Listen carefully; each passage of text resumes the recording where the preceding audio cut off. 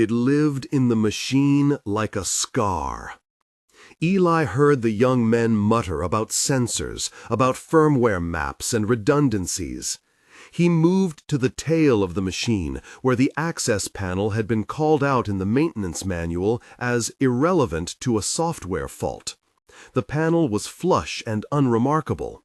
He found the fasteners with fingertips that could read months of torque in a hair's breadth.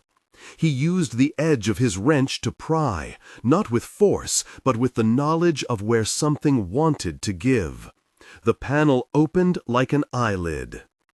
Inside, where a newer technician's eye would have chased error codes on a screen, there was a narrow assembly that looked almost ceremonial in the way it had been tucked away.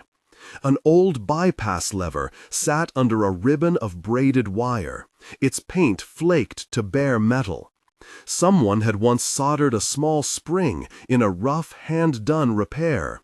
The solder had cooled and darkened, a fingerprint in metal. Eli's fingers found the lever and remembered the pressure of the palm that had first made that modification, the heat, the hurry. "You sure about that, Mr. Vance?" Peterson asked beside him, voice low enough to be a confession. Eli did not look up. "Sure enough to try," he said. His voice folded into the machine, and the sound lost itself in that hollow where the bypass lived. He lifted the lever with his thumb, feeling the catch give, a small, decisive click that translated into hope. Kramer had a hand on his tablet, ready to log a protest. "You're not authorized to—" The general raised a hand. Around them, the flight line seemed to hold its breath. A childlike gull cried somewhere above the base, and for a suspended moment the world condensed to the distance between a lever and a hinge. Eli reattached the panel at 3 points, fingers moving with practiced certainty. He didn't look for praise. He'd learned from older men who had needed no witness. He crawled into the cockpit, set his palm against the starter panel, and found the buttons and switches by muscle memory. He had flown under a sky lit with a terrorless clarity once, and the memory of where the starter engaged was sharper than any ledger. "Try," he said, to no one in particular. Kramer hesitated, and in his pause something like curiosity intruded upon his certainty. He flipped the master, thumbed the starter. The machine shuddered, coughed, an animal throat clearing after a long sleep. Then the rotor sound rose like a heartbeat. Whump, whump, stuttering at first, then finding its rhythm. Vibration moved through the soles of boots and into the concrete, a small earthquake of recognition. A hush fell, and then a spontaneous exhale from the gathered men. Even Wells' shoulders dropped in the way a soldier releases a held posture. Peterson's grin was a child's release. The Huey settled into a patient hum, alive and aware as something that had been remembered into presence.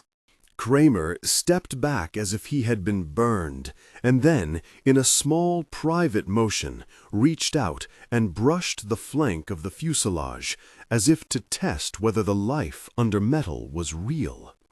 His face had shifted. The snark was gone, replaced by the complex fault line of shame and awe. Lieutenant Wells' lips pressed thin, an officer measuring a wound in pride. General Michelson's eyes were old and unamused, and then, just as quickly, softened into a look that suggested the rightness of what had happened. "This isn't an indictment of your tools," Eli said. His voice was not triumphant. Triumph had never suited him.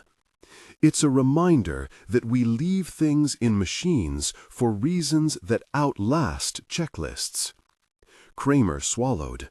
He had been raised in a world of diagnostics, where a green light meant an equation closed, and a red light demanded action. He had not been taught how to account for the slow, patient work of hands that had remembered a machine in a moment of crisis when instruments failed. He looked at Eli, and for the first time that morning moved toward the older man with something like humility. "How did you?" Kramer began, and the question carried no barb. It was a genuine, hungry curiosity. Eli shrugged the way old men do when they refuse to accept the mantle of hero.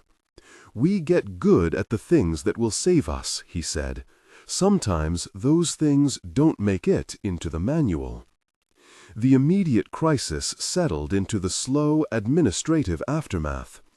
General Michelson convened the necessary briefings, and the technical officers updated logs with the requisite language of exceptions and allowances. There were forms to sign and signatures to be forged by polite acknowledgement rather than grudging admission. The machine's life had been bought back by a touch that no tablet could adequately record. But systems are not only sequences of boxes to check.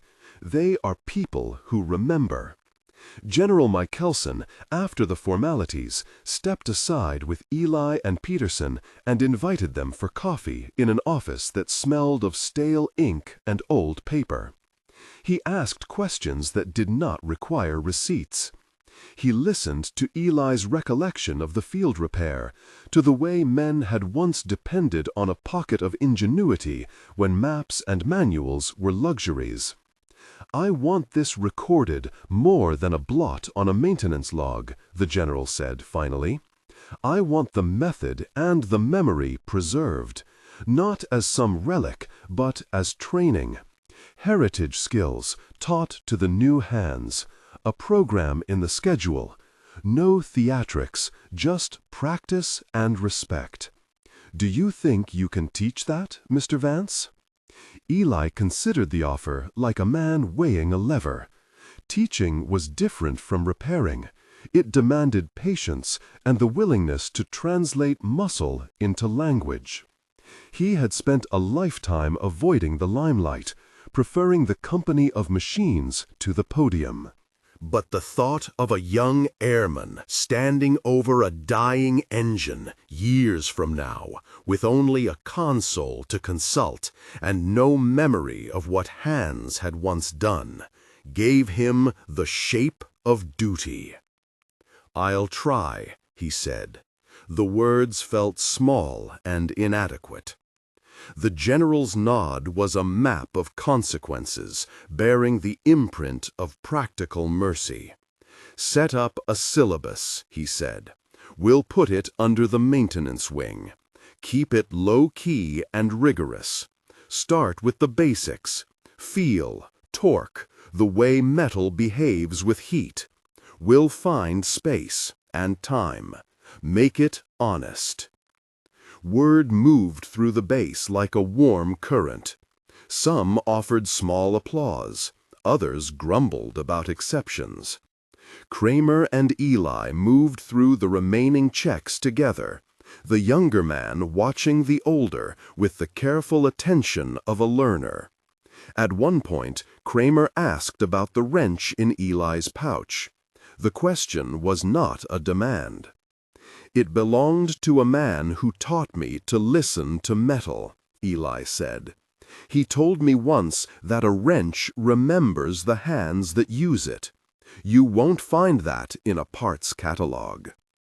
Kramer lifted the tool with a reverence that would have been comical if it were not so sincere.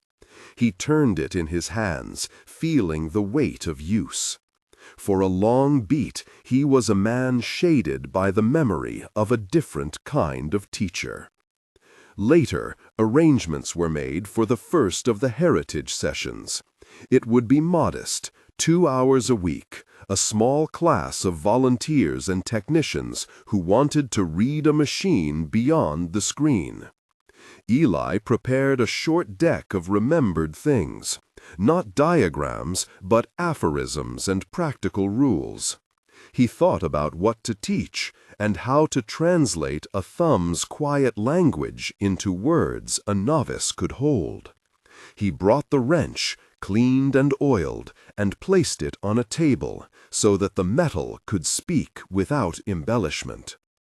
The first class met in a hangar corner where the light cut the air into shafts of dust motes.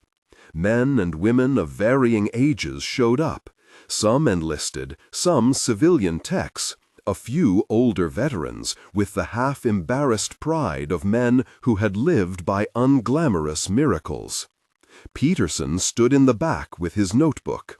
Kramer was present too, sleeves rolled, eyes less bright with certainty and more open to being filled. Eli started with the small things.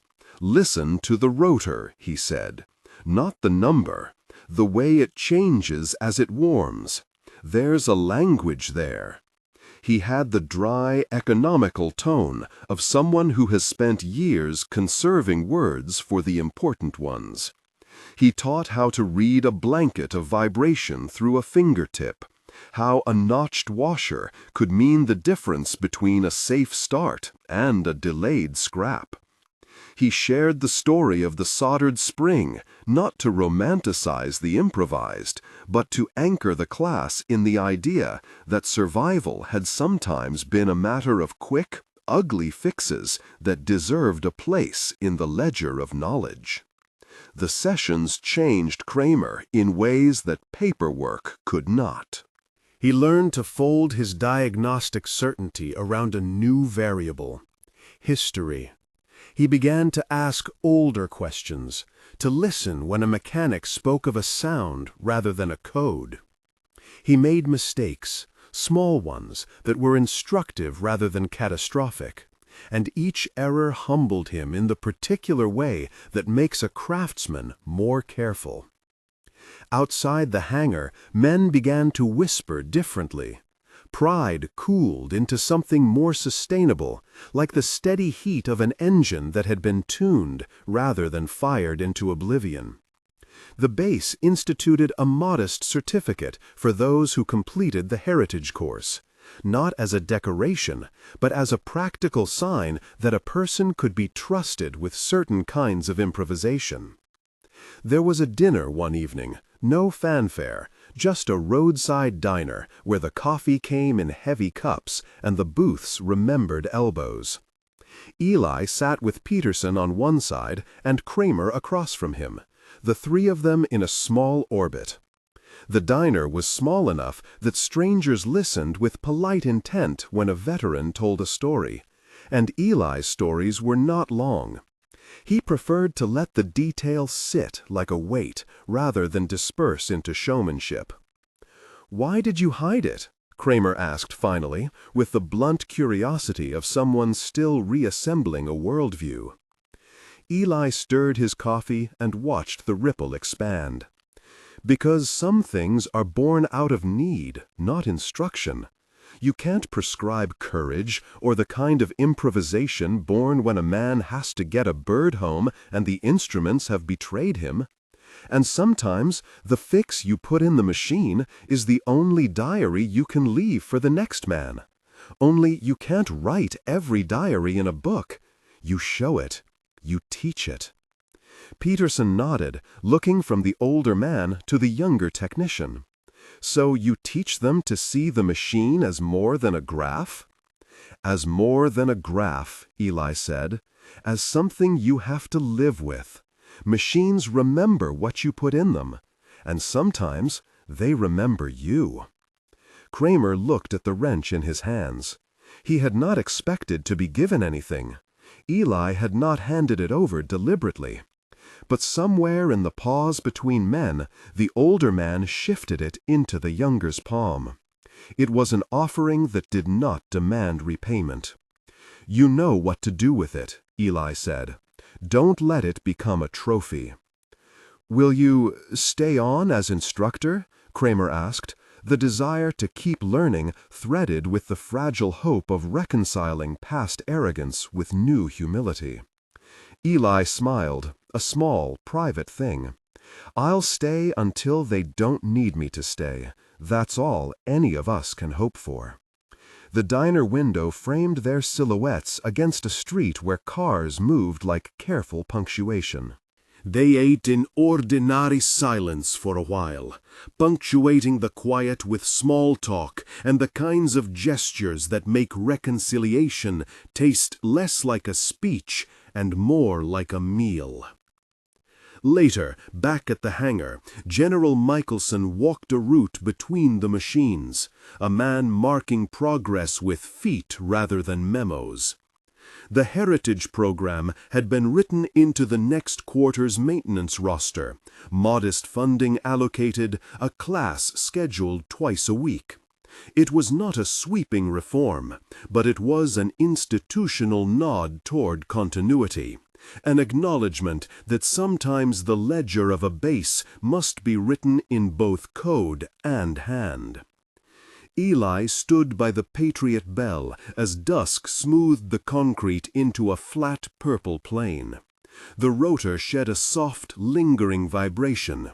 The whole machine breathed like a creature that had been roused and then settled into trust. He pressed his palm to the fuselage and let the metal answer. Memory is a conversation, not a lecture, he thought. It is something you carry forward, sometimes in a pouch, sometimes in a man you teach, sometimes in a class of volunteers who will themselves become the next custodians. There were questions left, about other machines in the fleet, about fixes hidden like stamps on warranted parts, about the men who had died without their makeshift repairs ever being properly understood. The general had said, with the sort of blunt pragmatism that leaves room for honor, that they would look into the heritage of the rest of the fleet. That was an administrative mouthful that might become policy or might vanish into a binder. Eli did not care for grand promises. He cared for the small acts that kept the bell of a Huey ringing true. Kramer came up beside him, and for a long moment neither spoke. The younger man had a way of looking at the sky now that had less arrogance, more calculation, tempered by something like gratitude. "Thank you," he said finally. Young men often made apologies seem like new coin. Eli's reply was slender and sufficient. "Keep listening." The next morning, the flight line resumed its rhythm. There were more checks and more forms, small administrative ripples that would eventually solidify into a modest doctrine of remembrance. The first cohort of Heritage trainees filed past the Patriot Bell for their initial acquainted inspection, palms on skin and notepad in hand. Eli watched them, not as a man seeking admiration, but as someone who knew the weight of what would be asked of them. He saw Peterson standing taller, Kramer taking notes as if handwriting could anchor what his eyes had only recently begun to trust. In the quiet between the machines, the base felt like a place changing by degrees. Machines stayed machines. Men stayed men. But somewhere in the ordinary, the ledger of lived expertise had found a small victory. The rotor's heartbeat echoed against the hangar walls, a stubborn rhythm that would outlast any one man. Eli pocketed his wrench at the end of the day. Eli pocketed his wrench at the end of the day. He had no illusions about being indispensable. The greatest honor that week was the slow work of turning suspicion into curiosity and curiosity into habit. He left the hangar with a small list in his head of things to teach the next session. How to read the sound of a bearing, how to health check a solder joint by sight and touch, how to trust the machine until it asked you to doubt. On the walk to the car, someone left a folded note on the bench where he had sat that morning. The handwriting was cramped but earnest. It said simply, "Thank you." There was no need for more. Gratitude in a single line carried a weight that matched the heft of a wrench. Eli glanced at the note and folded it into his palm like an old coin. He turned the piece of paper over, letting the weight of others' small kindnesses stack where no logs could fully record them. The Patriot Bell would fly again, and the hands that kept her would carry more than tools. They would carry stories. As night settled, the hangar lights cut slits into the dark. Inside, a few of the Heritage trainees stayed late, fingers oily from practice, faces bent over a panel like supplicants to a small, practical religion.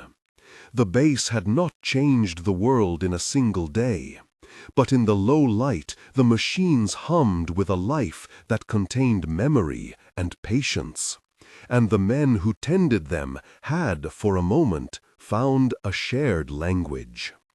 The question that lingered, what other fixes lay sleeping in the Heritage fleet, was not a cliffhanger so much as an invitation. There were more seams to test, more panels to open with delicate fingers and older eyes. That knowledge would not be hoarded. It would be taught, preserved, and perhaps catalogued in some dry manual eventually. But the real ledger would live, stubborn and human, in the grip of a wrench and the quiet repetition of an elder's lesson. Eli turned a corner and saw the silhouette of the Patriot Bell against the stars. He felt the small, precise satisfaction of a job not finished but well started. For him, the work remained intimate, an ongoing conversation with metal and memory, with the hazard of improvisation and the insurance of respect. It was enough. Outside, the night kept its own counsel. Inside, men cleaned tools and set panels right. The base exhaled into a new routine. In the morning, there would be more checks and another class, and perhaps another forgotten lever to be found. For now, there was the feeling of a rotor slowly coming to rest, the kind of quiet that follows a small victory earned by hands that remember.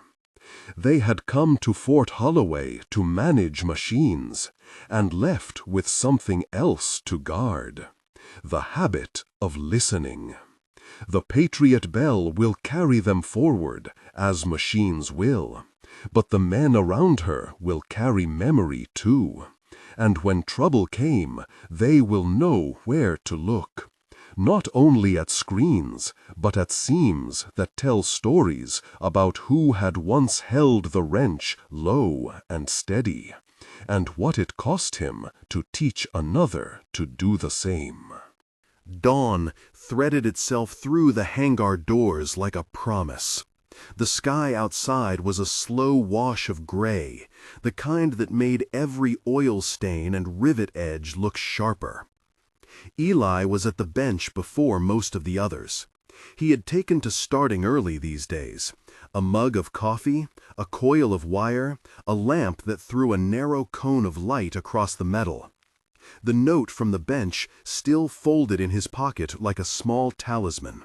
Peterson came in with his cap pulled low and a nervous sort of energy that could be useful or contagious. Kramer followed with a clipboard, the same habit of his, writing as if the act could make things permanent. The trainees arrived in dribs and drabs, carrying gloves and questions. They moved through the morning checks in a rhythm Eli had watched form, hands tracing the familiar shapes of service, eyes learning to read the small complaints that machines whispered when something was wrong. "Morning," Peterson said, as if reporting for duty and confessing it at the same time. He had learned to stand straighter where Eli was concerned, to try, in small ways, to be a man who took weight. "Morning," Eli answered. He had the outline of the day's lesson worked out in his head. 3 things to show, 2 to correct, 1 to leave them with. He liked to keep numbers tidy. Today, he thought, they'd open a panel on sound and shadow. How a bearing spoke before it let go. How a seam that wanted to separate would present itself in a way only patience could hear. They worked. Oil-scented afternoons narrowed into a close focus. Hands moved over fasteners and brackets as if playing a long-practiced instrument. Eli watched the trainees with the same even curiosity he'd come to trust. Peterson listened. Kramer copied what he did not yet trust himself to remember. Others asked questions that were thinly veiled apologies for ignorance. Eli answered in small doses, not to overwhelm, but to fold the right kind of doubt into the young men's bones. It was half an hour before the bell's morning swing that a trainee, Hale, a quiet man with the careful hands of someone who'd once fixed clocks, called out from a crawlspace under the tailboom. "Sir, bearing." His voice had an edge that tugged at attention. Eli looked up. The hangar suddenly smelled of metal and damp. He moved toward the sound without haste. Hale had found something, a hairline fracture in a strut shank hiding under a smear of grease and the patience of old paint. It was the sort of thing that did not scream. It suggested, and if you were listening, you heard it. Eli slid into the cramped space and peered. The fracture was small, almost secret, but it followed the grain of the metal with a logic he recognized from years of watching failure before it arrived. He brought his hand to the spot, feeling for warmth, for the faintest hint of give. The edge under his palm gave him the answer he didn't want to find. "Good eye," he said to Hale, and the trainee's face sharpened into relief and pride. "Where'd you find it?" "Around the aft torque tube. It wasn't on the paper." Hale's hands trembled in a way that was more from the truth of his find than from fear of consequence. Kramer, who had been recording the checks, looked up. "If that's the torque tube, it could propagate," Eli finished. "If the load shifts in a certain way, it won't be consoling." He stopped himself. Consolation was for people, not for metal. It could make a bad day worse. They gathered around the tailboom like men consulting a map. The routine would be to log the discrepancy, tag the craft, and wait for parts and authority. In a colder, more disciplined world, the bell would be grounded until repairs were certified and spare stock had been run down from supply. But the base had been built on improvisation as much as instruction, and the morning slate had a hole in it, a medevac from a nearby outpost, a call the base captain had not wanted to refuse. Word reached Eli in a clipped radio burst. There was a request for the bell to be on standby within the hour. The voice on the line was courteous but flat with the weight of perimeter obligations. The outpost needed transport. The bell was available. Protocol favored acceptance. The room pivoted toward the obvious moral geometry. Ground the aircraft and meet paperwork, or attempt a controlled repair and try to answer a human need. It was the old thread, that tug between rules and remedy, and Eli had always found it wore down to a thing of particular grain. He turned to the men around him. "We don't have a full spindle on the shelf," he said. "We could rework the shank, make a reinforcement repair that will hold through a short hop, but it will carry a margin of risk. Or we tag and we stand down." Peterson's jaw set. "Can we jury-rig it good enough?" "Jury-rig in the right hands is called field service," Eli replied. He caught himself and let a small smile cross his face. "But it's still a make-do. It buys you missions, not peace. If that outpost needs getting to, it buys the person in trouble a chance. If the fault gives way, it buys them an engineer's sorrow." The trainees listened. The ledger of past choices sat heavy in the hangar air, as if someone had left an open book on a bench. Decisions were not merely technical, they were ethical objects, heavy as any wrench. The men measured their own confidence against the small fracture. "We're not flying blind," Eli said. "We plan the sortie for the shortest route, minimum payload, clear weather. We reinforce, we monitor, and we set a watch. You who are with me, this is what you learn. Not only how to fix, but how to decide." Kramer rubbed his forehead. "Do you want me to call Captain? Tell him our plan and recommend a temporary repair?" "Do it."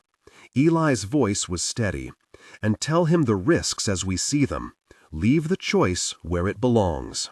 The call was made, and the captain's response came not long after. Authorized, with conditions, and with the weight of responsibility given explicitly to the man who repaired the craft. It was a thing to be accepted and resented in equal measure. Eli had been granted authority before. The feeling never grew comfortable. He would rather have his hands in grease than his name tied to a decision. They set to work. Reinforcement meant plates cut to fit the arc of the shank, rivets driven with an eye for stress distribution, and a temporary reluctance engineered into the control schema to limit torque in the event of odd resonance. Hale worked beside Eli as if both his want and his caution had been disciplined into one steady motion. Peterson handled tools with a focus that made tiny, careful triumphs of each fastener.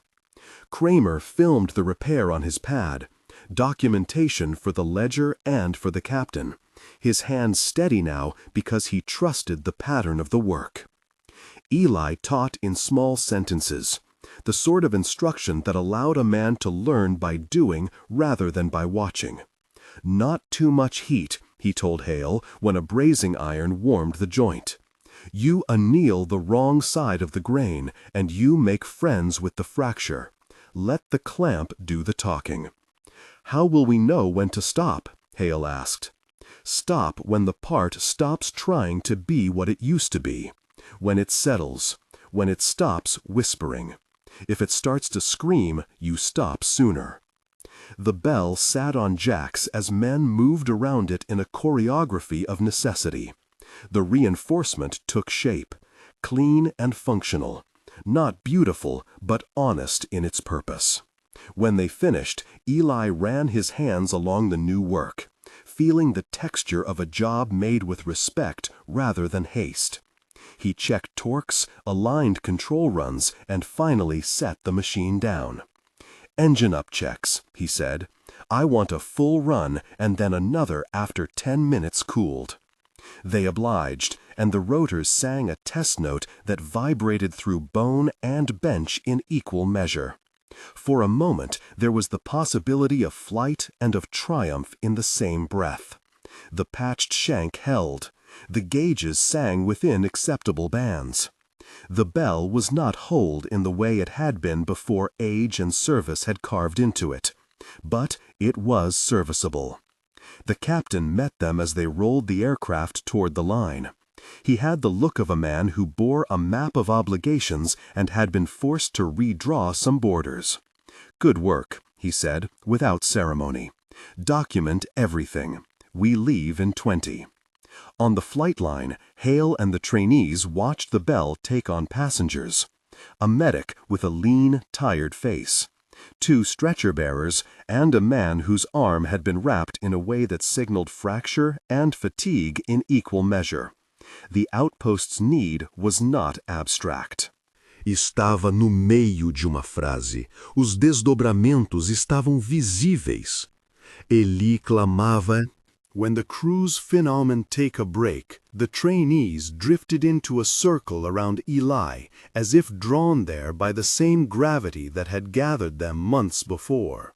They asked the kind of questions that were full of the thin, bright hunger of people who had begun to trust their hands. "Do you ever regret teaching?" Peterson asked, blunt and honest. Eli considered. He had regrets, The small ones like fractures in a shank, the larger ones like men who would not be there to pass on what they knew. But regret did not live only in the chest. It was a ledger with entries of different weight. "I regret not starting sooner," he said finally. "I regret not having had someone to show me what to look for when I was younger. But I don't regret showing you now. This is the best kind of labor. You put what you have into others, and it lasts beyond you." Hale lifted his eyes. "And if it breaks again?" "Then you fix it again," Eli said. "You learn more. You teach someone else. That's what memory does. It spins forward." They listened to that like it was a map. The hangar hummed around them in the small, steady music of work. Outside, the Bell's shadow passed over the field. As it returned, smaller now and slower, it had done its duty. The stretcher-bearers moved with practiced care, the medic with tired gratitude. The man with the injured arm gripped the railing with a prudence born of pain and relief. When the bell finally came to a rest, the men clustered, trading brief reports, and a look that passes between men who have faced risk and found it acceptable. The captain's head nodded once to Eli, an acknowledgment that carried as much as any formal commendation. The ledger would note the decision. The men would carry the memory. As dusk gathered, Eli stood alone for a moment beside the Patriot Bell. He ran his hand along the patched shank, feeling the temperature of newly worked metal, the tiny ridges left by rivet and file. The repair would be scrutinized, maybe criticized, maybe refined. But it held. In the bright, binary way of machines, it had done its job. He thought of the note, the single gratitude pressed onto a scrap of paper, and of the men who'd learned to listen to what the metal said before it spoke too loud. He thought of the ledger that would be written not only in ink, but in touch, in the way a hand could tell the history of a machine better than any manual. The bell's rotor cooled into a slow, patient beat. The hangar lights cut thin paths through the falling dark, and the men moved through them like a congregation after a service, each bearing something small and necessary. Eli folded his hands into his coat pockets and let the evening close around him. There would be more seams to find, more panels to open. There would be moments when a choice would be demanded that had neither easy answer nor neat assurance. The work of teaching, he knew, was not to spare anyone the hard choice, but to give them the tools to stand steady when it came. Guia de estilo e instruções para a síntese de fala. Você é narrador, palestrante, com voz potente, forte e autoritária. O tom deve ser firme e inabalável. A frase anterior era "Give them the tools to stand steady when it came". Esta é a conclusão. Aumente a emoção para o nível máximo, mantendo a potência, e termine com uma pausa solene e impactante. He walked out into the night, carrying the day like a ledger he had helped to thicken, lines added by hands willing to show the way. The Patriot Bell would fly again, as machines do, but the memory of what had been done beneath its skin would stay with those who had done it. In time, those men would teach others. In time, someone would press a folded scrap of paper into another's palm and say nothing at all, and that would be enough. The bass settled into its own slow breathing. Tools were set in their places. The welder's station hummed softly. Somewhere a trainee packed his bag with the plain pride of a man who had done something that mattered. Eli paused at the hangar door, watched the silhouette of the bell against the night one more time, and then stepped away into the ordinary, carrying the small satisfaction of a job continued rather than finished.